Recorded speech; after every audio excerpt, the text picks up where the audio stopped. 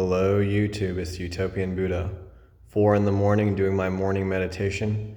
But I just want to briefly discuss why they call God or the realization self in Hinduism, the self with the capital S, right? So a lot of people would be like, that's blasphemy. A lot of people from the West would be like, oh, that's blasphemy. You're saying that you are God.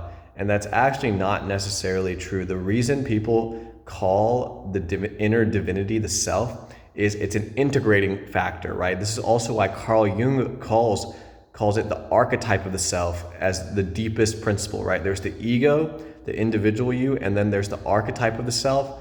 And in Hinduism, we unite with that self in order to completely integrate divinity into our psychic structure. If you do not own divinity, if you do not identify with divinity, it creates a fracture, it creates duality within your own psychology, right? And to have true healing, true harmony, true oneness and integration of your body, mind, and soul, you need to call God within you the self with a capital S.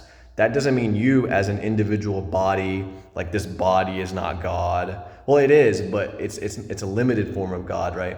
The mind, it's all limited, right? The true self is beyond the body, is beyond, and that's why Carl Jung also calls it the self. It's this idea of complete integration, right?